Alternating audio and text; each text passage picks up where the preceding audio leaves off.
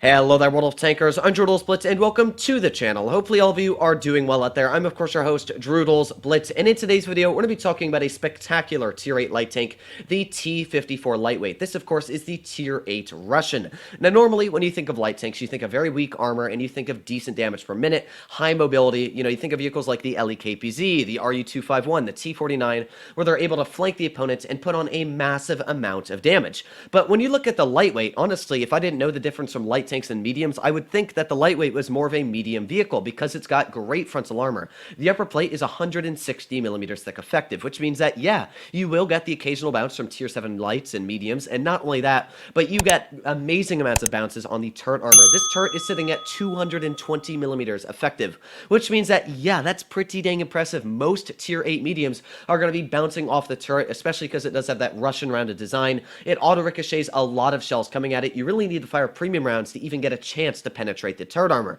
It also carries a medium tank gun. In fact, the same type of gun you'd find on your T44, your T54 Mod 1. It carries a 100mm with great premium pen at 247. The standard pen is 184. Now, of course, I am running calibrated because I always love to boost my penetration a little bit more, but it's able to deal 280 damage per shot. Now, of course, that's nowhere near the T49, but other than that, this is by far the highest damage per shot when you compare it to the other mediums. An RU-251, the AMX 1390, they're only dealing 225 damage per shot. So dealing more damage, of course, is something that's really nice because then you can actually trade with medium vehicles. So the crazy thing about the light tank is it's a medium trapped in a light tank's body. It's got amazing mobility going for it. It goes 69 kilometers per hour, which is great. It's also the perfect number, as we all do know. But it goes great mobility, as you can see here. It's got 81 degrees of traverse speed, which again is fantastic. That is by far one of the better traverse values you will find in World of Tanks Blitz. I think it actually is one of the best in the game. I was extremely surprised when I pulled out this vehicle and how quick it was. Now, sadly, my ping is not really liking me today at about 150. I know it's not the worst, but it definitely is a little bit different to my normal 100 ping or, 80 ping. But I'm just going to sit here. We'll wait in this bush just at least for a little bit. It doesn't look like there's anybody over here because, as you can see, my team pushed extremely aggressive for some reason here on the medium side, especially when they did actually have quite a bit of light tanks, the AMX 1375, the Type 62 Dragon, but now we're going to start to flank. And one thing I will say that is spectacular about the light tank is the ramming capabilities and the bullying potential against tier 7 lights. This is the one vehicle that I hate going up against with my T49 because, of course, a T49 has got a lot of things going for it, but one thing it doesn't have is great penetration or great accuracy. Now, that shell I didn't really think was going to go for, but the 49 is also a very light armored tank, which means that a tank like the Lightweight, it can get a very beefy ram right into a tank like the T49. It's got that big alpha, so it's able to deal 350 average HE damage, so you can definitely see where the Lightweight really becomes an extremely deadly tank. But the issue right now is my team is absolutely losing this game, just hands down. We're probably not going to be able to win this just looking at the battle right off the bat. Yeah, you can see that my team kind of blew this one pretty dang quickly. So let's see if we can get a shot into the rear of this M6 or the T34. I won't complain which one I do shoot, but the nice thing is, of course, when you have big alpha, you're able to shoot the enemy and get some pretty deadly shots into them. So we're not able to penetrate that guy, of course, but now that he did fire, that means that I'm able to out-reload him, of course. We've also got tanks like the WZ, who I would love to be able to penetrate, and boom, there you go. Nice little shot right into the WZ's hull armor. That's something that I really want to be able to do because that is an extremely deadly tank. Now we got a vehicle like the WZ-110, again, using that really nice alpha damage this vehicle does have to shoot into the enemy opponents. Alpha is key, as I always love to say, and using alpha, especially on the enemy tanks, is something that I'm always going to try and do. Now we got the AMX 1375, nice little snap right into the side there. I did not think that was going to hit, but it turns out that it did. And now I'm going to try and chase down that AMX, of course, because that is a clipper, a vehicle that I don't really want to deal with on the enemy team. So here we go. Let's see if we can use our excellent mobility to chase him down here. Of course, as I always say, being a light tank, being able to chase down other lights is something that's spectacular, but no clue how that missed. But of course, I'm going to use that excellent mobility and ram him to pieces. So there you go. Great ram there. We've got the WZ-120 who's pushing extremely aggressive against the Defender Mark 1 over here. And if he does push a little bit too aggressive, I'm of course going to use my mobility to try and get to the side of him here. There we go. Oh, that's not what I wanted. I actually overextended the tank, as you can see there, which is not something I wanted to do. But hopefully I'm going to be able to hold here long enough so that my teammate is actually going to be able to do a decent job. There you go. Nice snap right into that WZ-110's roof of the turret. And now I'm going to put on my adrenaline here, hopefully able to reload quick enough just to get one more snap right into the side, using that light tank mobility again to just escape escape that WZ-120 here. Hopefully my Defender Mark 1 is going to be able to help me out just enough before we do get shot, but thankfully he is getting shells now into the rear of that opponent, and yeah, we're actually able to get away pretty unscathed, to be fair. There we go. Perfect bait dealt by the Defender Mark 1, and now what looked to be a very, you know, very, very bad battle, one that we were going to lose, is now a pretty solid victory, it's looking like for us. So we've got the Type 62 right off to the side, and of course I'm going to get a nice snap right into that Type 62 Dragon. We also tracked him at the same time. He is still tracked, and now we can come in here, give him a little bit of a love tap, and finish him off once again using that excellent mobility of my light tank to its advantage. So all that's left now is a singular T-34, and you can definitely see the advantages of having that mobility. It really does make this tank so much more effective compared to your average light tank in tier 8. You know, there you go. Perfect example as well of that armor bouncing a shot from a T-34 in the turret. Again, you can see a lot of the shells did hit my turret, and most of the ones that will hit the turret armor are going to bounce 100% of the time. So that first game was spectacular to show really how strong this tank is. With 2,812 average damage, that's a pretty impressive figure of especially going for a tier 8 light tank. Tier 8 lights, in my opinion, are about to average 2,500, 2,400 for a decent player, because of course they don't necessarily have the deadliest of guns. That's one issue that goes for like the 1390, is I only average about 2,400 because you really can't get it in every single effective scenario. You can't push it aggressive.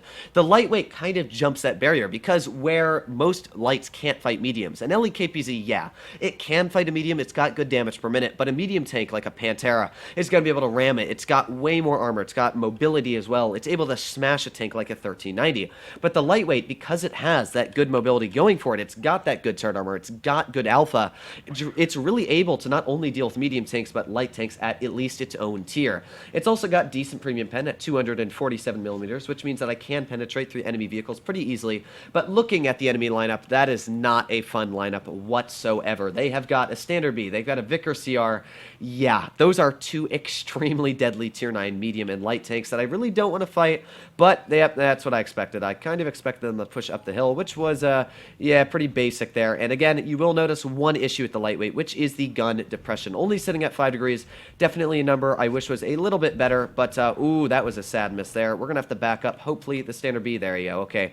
I just don't want that Standard B to be able to get a shell into me, because of course the Standard B deals a very large amount of standard damage, not 200, 350 damage per shot, which of course is still gonna shrug shells right off over my vehicle on the damage per shot. So we've got to kind of sit here again, try and get another nice shot. There we go, perfect shell into that Standard B. Again, another 298. So this is where the tank becomes extremely deadly, when it's able to trade with equal tiered opponents. Now that was not really a great trade. I kind of thought maybe I'd be able to bounce it in the turret, but my biggest issue currently is that I have no team supporting me. Of course, you always need a team when running a tank, and with no team here, of course, I'm very, very weak on what the enemy's going to be able to do to me. So we're going to push off to the side here, see if we can get some shots into the AIM-X 1390, but I don't have enough gun depression. Also not sure what my team is doing there. So I'm going to push off to the side. We've got the RHM over here, which of course is a very easy shot if we can get an HE into him. So I want to be careful though, because of course an RHM will also be able to smash my hit points to shreds if it is able to get a shell into me. But there we go, nice HE right into the RHM, dealing my average of 350 damage right into the frontal hull of his tank. And we're going to see if we can get one more snap. No, we're not able to get one in there at least, but my 34-3 is pushing in quite aggressive, which is good and bad at the same time, because of course if that 34-3 makes the mistake and gets hit, not going to be the best. And ooh, there we go, another nice snap right into that Standard B, using that excellent alpha again this tank does have to kind of counteract that Standard B, even while he does have a great gun. The thing that Standard B will never have is the great mobility that I do have on my vehicle. We got the lightweight off to the side, and let's see if we can get a nice little shot into you, of course. Oh no, no, don't do this to me now. We've got to get to the side of him. We got to be able to get at least one shell in, so let us make sure that this one does pen. There you go, making sure that shot penetrated. The Vickers got a very weird bounce there, but again, we're still doing a pretty solid job. I've been using my armor, using that high alpha to my advantage here, and as you can see, it's been working pretty dang well so far in this battle. So all that's left is the E75 TS, the IS-3, and the Standard B off to the side here. I'm of course going to use that excellent mobility that my tank was given once again to try and help out my teammate here, at least with the E75 TS right off the bat. So there's a nice little snap right in the side of that E75, and this thing also has a really nice reload again for that big alpha it does carry. So ooh, nice little miss there. We didn't get that shot in. I really thought we were going to be able to get that shot in clean cleanly into the enemy, but it still looks like we're going to be winning this game. And it showed a great example of how the lightweight is played. So this ST1 sadly just doesn't have the gun depression to really work that position, but hopefully my 34-3 is going to snap that shell in. Come on, there you go. 34-3 getting that nice tap in. Our T64 is bouncing shells on the lower plate. The only guy really that we're going to have to worry about now is that standard B running away for like the next year. But it looks like this is going to be a very clean win for our team. There you go, 34-3 aiming in on the weak spot. Oh, but shooting heat at the guy's track wheel. Well, as you can see, this is a fantastic battle to show what happens if you die first on it. But hopefully our team, oh yes, there you go, the ST1, nice shot there. And all this this T2064 has to do is get a penetrating shot into the 75 TS, and we will have our victory on our hands. So come on, yeah, there you go. So this was a great battle, once again, to show the advantages and as well the disadvantages of the lightweight. You definitely saw that when I was working that ridgeline, it was very tricky to shoot the standard B. Well, the standard B doesn't have any armor, and I was able to trade with that guy. In fact, we took off a massive chunk of his HP, 870 hit points off that poor guy.